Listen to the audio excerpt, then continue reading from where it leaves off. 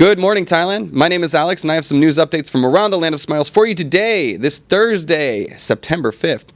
But first, I do have to make a quick plug. The IFX FinTech Expo is going to be happening on September 16th to the 18th at the Sentara Grand Bangkok Convention Center.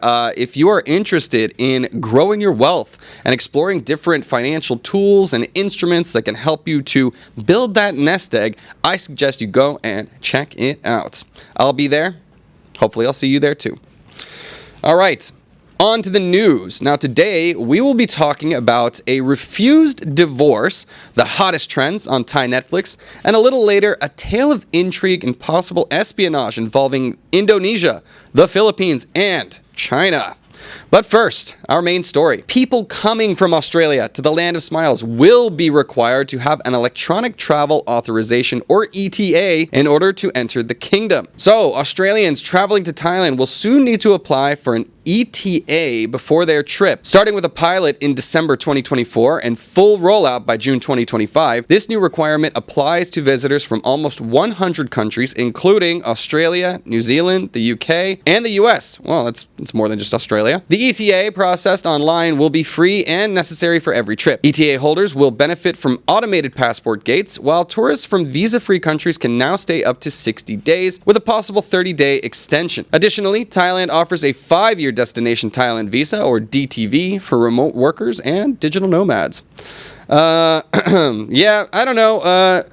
ETAs, I had to get one when I went to Australia. It was very funny. I have an American passport, so I just think I can go anywhere. And usually that it is pretty easy to go there. When I went to Australia from China, I did not apply for my ETA, so I had my tickets, I went to the check-in counter, and she's like, "Oh, you don't have an ETA." I was like, "Ugh. Uh-oh, am I going to miss my trip?" And she quickly applied for it, and it was absolutely no problem at all. So here, the one coming into Thailand, look, I don't think you guys need to fear things all that much, especially because if you have applied for your ETA, which is free, right, they're not actually charging anything for it, you're going to be able to bypass the customs gates. So you're not going to have to wait in line for the stamp anymore. You'll just be able to slide right through to the automatic gate system and cruise on in.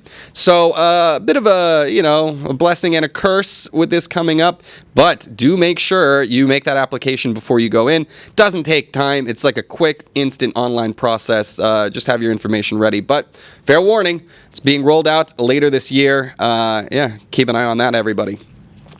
So Tech Symbol asks, what is an ETA? Elon Musk says it's annoying. ETA is just an electronic the visa, basically. So it's a visa exemption. So all you have to do is just tell them, "Hey, I'm coming. These are my dates." They're like, "Okay, cool. You're in the system now." That's about it. So really pretty painless process, but if you are used to just rocking up with your passport, it adds another step. However, it also eliminates one in that you can now go straight through the customs without having to wait in those very, very insurmountable lines that you have to deal with at Suvarnabhumi or Don Airport. Or Phuket's not so bad, but yeah, still. Yeah, that's Jameson says it properly. The electronic travel authorization. Many countries need this. Now Thailand seems to be, they're dealing with a massive influx of people who are definitely overstaying their visas, so that might have something to do with it. Yeah, I don't know. Bit of a headache. I think you'll survive, though. All right, moving on to our next story. This is a weird one. Let me know what you think about this. Now, an Indian man is refusing to leave his Thai wife despite divorce demands. Now, an Indian man in Samut Prakan is seeking justice after his Thai wife demanded a divorce and expelled him from their home, allowing him to take only an old fridge. It's a weird divorce package. The man, Radej, admits he knew his wife, Nuch, deceived him for money, but loved her enough to tolerate it. The couple met at a temple, and despite her having 4 children, he dedicated himself to her. Now, Nuch claimed they fought over her children, leading to the split. Despite reaching an agreement over property, Radej refused to sign the divorce papers, professing his enduring love for his wife. Yeah, I don't know. This is a weird one, man. So this sounds like a pretty toxic relationship. She was taking advantage of him. He was angry about her children from previous relationships. She wants a divorce. I guess he's refusing. So I don't know what you do in this situation or how the court system will end up proceeding in this case. Anybody know how it works in Thailand? Please do let me know in the comments. But it seems like a strange thing. If one partner wants out, it's probably it, isn't it? And I feel bad for this guy because he seems like, we got a case of unrequited love, and he's allowed himself to be taken advantage of despite, knowing that she's just after the money. Sad tale. We'll see how that plays out, but hopefully he can move on with his life and allow her to do the same. But a little bit of shame on her for taking advantage of a man who is indeed lovesick. Yeah, anyways, R says, just give up, guy. Sing in my car, calling him a simp. Yeah, I'd say so. Not Elon Musk. That is very complicated. And Shano says, scammed in Thailand. Ain't that the truth? But I don't know, man. Like, at the end of the day, I think, if one person is filing for divorce, it's game over, right? You got to be able to move on. So I feel bad for this guy, but trust me, if you're willing to be scammed and let people have your money, I think in Thailand, that means that there's probably plenty of fish in the sea for you. So maybe it's time to move on. Okay, well-rounded says, did you hear about the two bar girls having a race on Soy 6? It ended in Thai, ETA, ever Thai, Abulia. I am not sure I make sense of that well-rounded, but no, I did not hear about it. Along with life, he wants to move on with his wife, literally. Yeah, I guess, yeah. Some people just can't let go, man. It's a weird one. All right, I got to put on my serious face for the next one. I have one ultra serious story, and that is the one that we're talking about next. And unfortunately, it is my nationality in the headline. Now, an American teacher has been arrested in Bangkok for allegedly abusing a 14-year-old student. An American teacher, naming and shaming Robert Leroy Keller, 41 years old, was arrested in Bangkok for allegedly taking a 14-year-old student into his condo and abusing her. The girl's mother reported her missing after failing to reach her on February 16, 2024. A school teacher later discovered that Keller had taken the girl to his residence after being informed by a concerned friend of the student. Keller is accused of indecent behavior, including holding hands and hugging the girl. He denies the allegations, claiming the girl was there to study. Keller was arrested on September 3rd, 2024, and the investigation is ongoing. These are allegations, man, so of course we have to be careful here in Thailand. We don't want the defamation to rear its ugly head. But, again, teachers are in this position of trust, and students will trust them. Having a student come to your private residence for a study session is highly suspect, especially if the mother did not know that was happening. There was no parental consent. That's already a no-no. He denies the allegations, but there is an investigation ongoing, and so far, the facts of the case are not lining up to be in his favor. So, nasty behavior. We'll hope that the investigation can get to the bottom of things and we can figure out exactly what happened. And this poor girl can move on with her life and this guy can get out of his position of responsibility. Oh, man. No, says well-rounded. And, yeah. I don't like that story, especially I was a teacher and I've done private tutor lessons, like, not at my house, but at the student's house, right, where the parent is there and involved. And, I think if you're a good parent, you just want to know that your student is in a safe situation. Sure, private tutoring, totally okay, but no parent's knowledge, coming to your house, and having to, the parent being informed by a tip-off from another student, that all just seems fishy and unacceptable. And it's these kinds of stories, man. There's no shortage of these stories in Asia. There's so many people that just would not be teachers in the West that come out to Asia, and because there's such a strong demand for these Western teachers, all sorts of people slip through the cracks with all sorts of weird, creepy behavior. So yeah, it's got to be called out when it happens, and there has to be crackdowns. Somebody's got to hold up the head as an example so that, there's a fair warning to everybody else not to engage in this kind of behavior. It shouldn't be happening in the first place, but hopefully the threat of punishment is enough to dissuade people who might be inclined to put themselves in that position. Disgusting. Retro Guy says, agree in China too. Andronicus says, never be alone with a student in any location. That's just to protect yourself from allegations, even if you don't do anything wrong. Exactly my point here, because, again, these are just allegations, but he put himself in this position to look highly suspect. So, again, he's a 41-year-old man. He should definitely know better, especially if he has a history of teaching. Nadia Lamas says, lots of international schools in Bangkok, so demand for teaching is high.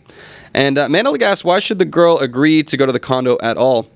14-year-old girl, man. I can't fault teenagers for making bad decisions, if that makes sense. Like, I was a teenager making bad decisions once upon a time myself.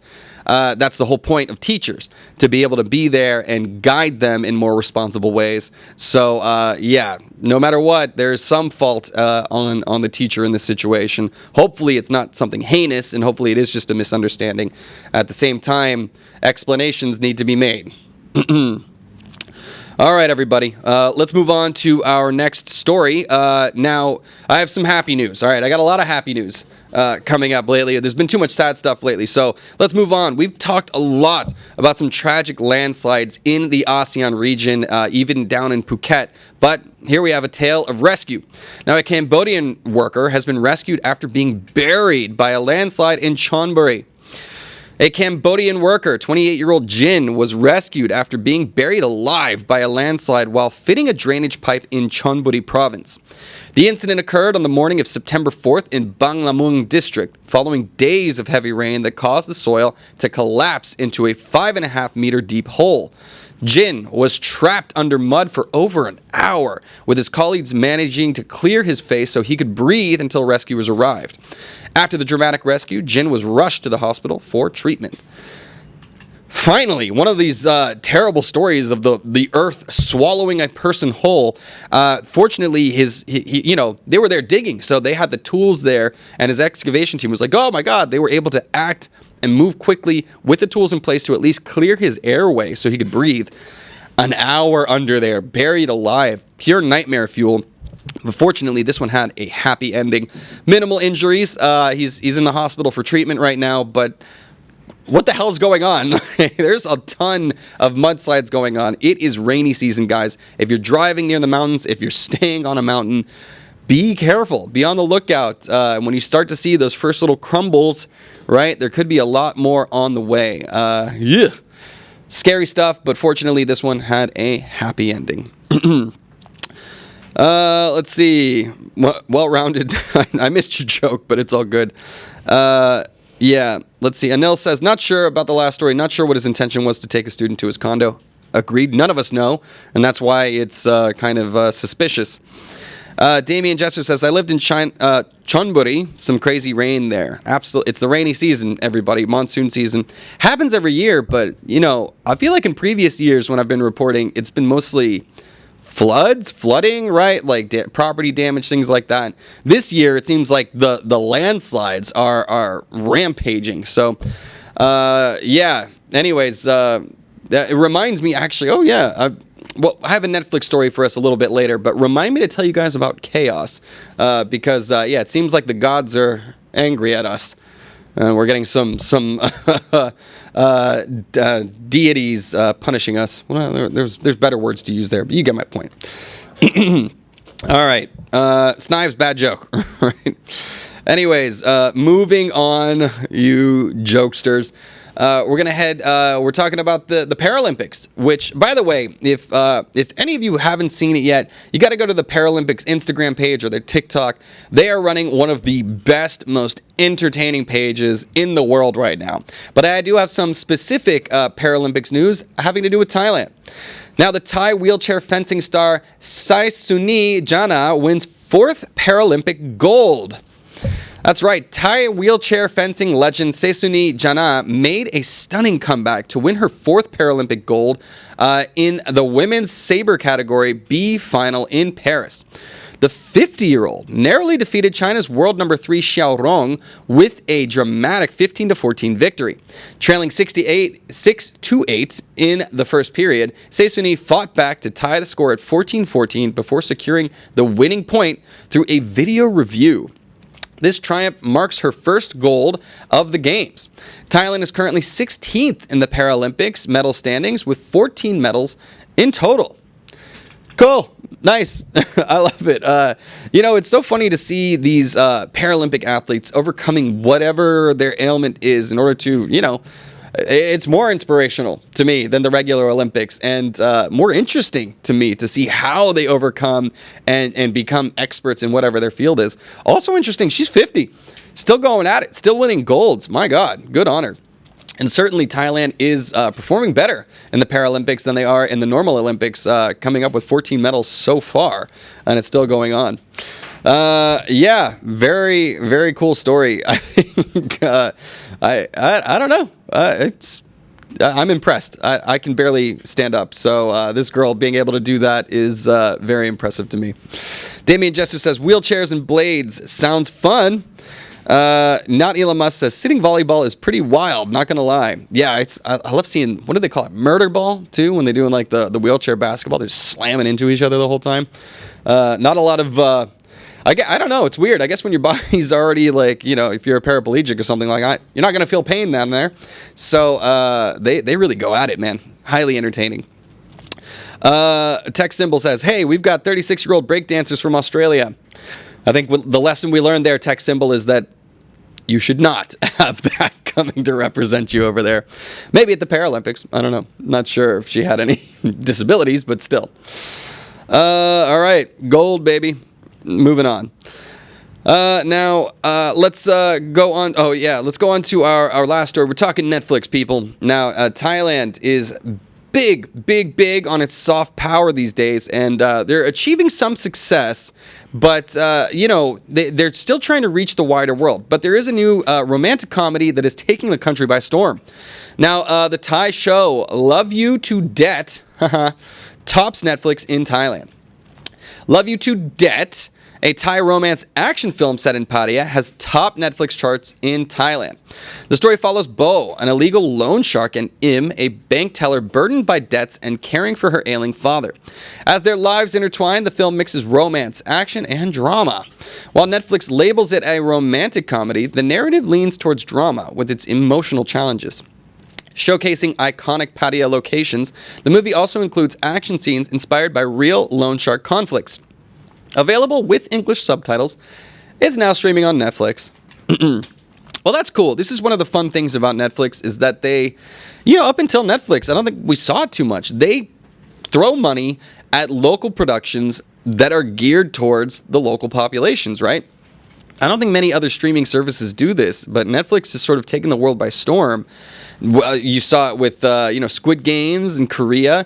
Tons of Netflix stuff here in Thailand. My friend Jonathan Sampson, the big comedian guy, he's huge on TikTok, speaks fluent Thai, ends up in Netflix all the time in different productions. So, this sounds interesting to see. Love to see the locations that are, common for us, known to us, to be featured on the small screen. I don't know if they're getting up to the silver screen, but I think it's cool.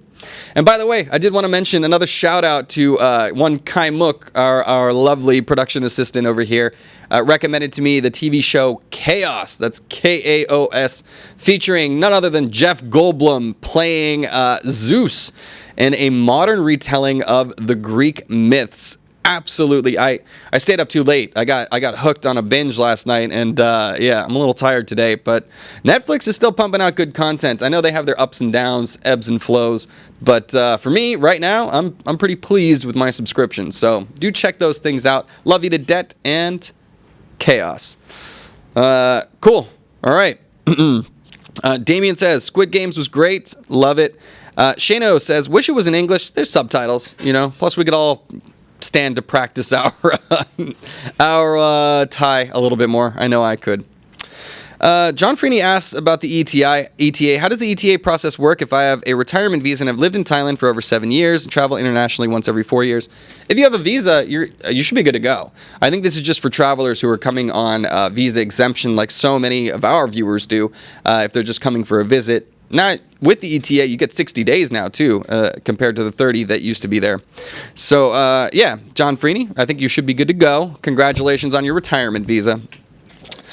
All right, that'll do it for our Thailand segment of the news, guys. I have a couple of stories left for us in the ASEAN section, and you're going to want to stick around for the last one because it's a tale of intrigue that we've been covering for a few months now, and we're going to be covering it for at least the near future because it is still unfolding. But give me one sec. All right, whistle wet. Let's get to it. All right, first thing first, we have some international diplomacy news. Now, the Malaysian Prime Minister, Anwar Ibrahim, is visiting Russia in order to strengthen their bilateral ties. Malaysian Prime Minister Anwar Ibrahim is visiting Russia for 2 days to meet with President Vladimir Putin to discuss collaboration in areas like aerospace, agriculture, and trade. Anwar's visit follows other Asian leaders, such as those from India, China, and Indonesia, who have engaged with Putin despite Western condemnation over the Ukraine war. Malaysia, a key player in the global semiconductor industry, risks potential sanctions due to its tech ties with Russia. Anwar remains committed to non-alignment, seeking economic growth and investment, while also expressing interest in joining the BRICS bloc. Yeah, I don't know. It does seem that Putin still has a lot of sway, particularly over the developing world. Weird stuff because it seems like non-alignment is the key. I would think that the Western markets would have such economic power over these places. I guess they don't, and you see Putin visited Mongolia just the other day. He was supposed to be arrested because Mongolia is an ICC member. That didn't happen, I think, as most of us could have predicted. But now, even, Modi from India, Anwar Ibrahim, Joko Widodo from Indonesia, all going up to visit Putin up there. I don't know. I don't know how this plays out. The Ukraine war is still raging on. There was an attack recently by Russia in Lviv, which killed 40. So that is, and the Ukrainian incursion into Russia is still ongoing as well. So they are both occupying each other's territory at this point. I don't know what's going to speed up this process, but certainly ongoing support from nations like Malaysia are going to help bolster the Russian position, while the West obviously is going to continue supporting Ukraine with its own policies. Let me know what you guys think. Do these countries have a leg to stand on in maintaining this bilateral relationship with Russia? Should they acquiesce to Western demands? I'll let you comment and let me know. Yes, Raymond says, visiting Russia, not a good sign, and Russia sure as heck ain't winning. I think, it's definitely not how it's going to plan. Obviously, as an American, we look back at the Afghanistan and Iraq conflicts, and that certainly didn't go how we planned it to. So big country invades little country, that don't work, right? Like the first Gulf War, where there was Iraq invading Kuwait, America came, flicked Saddam out, got him out of there. That was the end of that, right? When the countries are, when you're dealing with an occupying force, you're going to be dealing with insurgency. It's not going to stop. So I don't know what Russia really intended to accomplish. It was supposed to be a several days special operation that has turned into several years now. So I really don't know where this ends or how it could end in a way that Russia benefits. Obviously, Ukraine has faced a lot of decimation, so they're not better off either. War's bad, guys, and the sooner we can wrap it up, the better. And hence the trying to put diplomatic pressure on the aggressive force, which was Russia invading Ukraine. I don't know. I feel firmly on one side of these things, but at the same time, I am a guest in a country that offers a lot of, at least travel aid to Russians. And I think it's nice that Russians are able to get out of their country if they don't want to have anything to do with it, especially as they face conscription. That's tough. Let's see. Jesse Dawson says, yeah, don't forget Vietnam, says tech symbol. Yeah, that's a shame for America and Australia, both of us. Shut down the ICC because Netanyahu should be arrested too. Yeah, those protests are ongoing and raging in Israel over what's going on in Gaza and the fact that hostages are still being executed over there. Mandalik asks, can you vote in the U.S. election? Yes, I can. And I will be doing so. I'll let you guess as to who I will be voting for. I'll give you a hint. Not RFK Jr. All right. Moving on to our next story. A quick one before I get to the last one, because it does involve another diplomatic visit. Indian Prime Minister Modi begins his 2-day visit to Singapore. All right. Less controversy here. Indian Prime Minister Narendra Modi will begin a 2-day visit to Singapore on Wednesday, where he will meet with Singapore's Prime Minister Lawrence Wong, President Tharman Shanmugaratnam, and former Prime Minister Lee Hsien Loong and Goh Chok Tong. This marks Modi's 5th visit to Singapore, his first since 2018. He will also participate in a business roundtable with local business leaders focusing on the semiconductor industry. Modi will be accompanied by senior Indian officials, including the foreign minister and national security advisor. All right, I'm going to move on quickly from this one because, Modi visiting, the key word here is the semiconductors. This is Malaysia. We talked about it in the last story. Taiwan is still the number one place for semiconductors in the world. It's still the most important place. It's why China places such a heavy emphasis on its reunification with the mainland. But as Taiwan is still very much in play on one side with strong American support, with American military bases there, people are going to look to alternatives, especially large nations like India.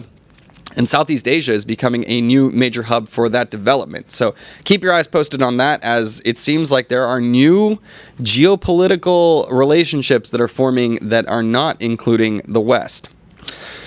All right. Now, on to our last story. All right. I promised I would give you the gossip here at the end, and we got a big weird one. You guys might remember me talking about that Filipino mayor, Luo Guo. Actually, we'll talk about her, what her real name will be, Alice Guo. She was on the lam. However, Indonesia got a hold of her. Indonesia is set to deport fugitive ex-mayor with alleged criminal ties back to the Philippines. Indonesia is set to deport Alice Guo, a former Philippine mayor accused of money laundering over 100 million pesos, or about $1.8 million, and ties to Chinese criminal syndicates, back to the Philippines. Guo, also known as a Chinese national, Guo Huaping, fled the Philippines after refusing to appear before a congressional investigation. She was arrested in Indonesia after escaping through Malaysia and Singapore. Philippine authorities who filed charges against Guo and 35 others are finalizing her return. President Ferdinand Marcos Jr. lauded the cooperation between Indonesia and the Philippines in securing her arrest. This is a curious story to me. I'm not entirely sure what to make of it. She was elected as a mayor of the Philippines. She claims to be a natural-born citizen of the Philippines, where she is, of Chinese descent, sure, but, we got immigrants everywhere. Not sure what those ties to the criminal syndicates are. There's money laundering involved, and also allegations of espionage. You would think if she was actually doing espionage for the Chinese government, she would have escaped to that country rather than being caught and found and extradited from Indonesia. But this plot thickens, man. She was on the lam for a while. They didn't know where she went, so they were trying to arrest her and couldn't find her. But now they found her. Now she's back. So this will be big news in the Philippines as this case unfolds and the facts are presented.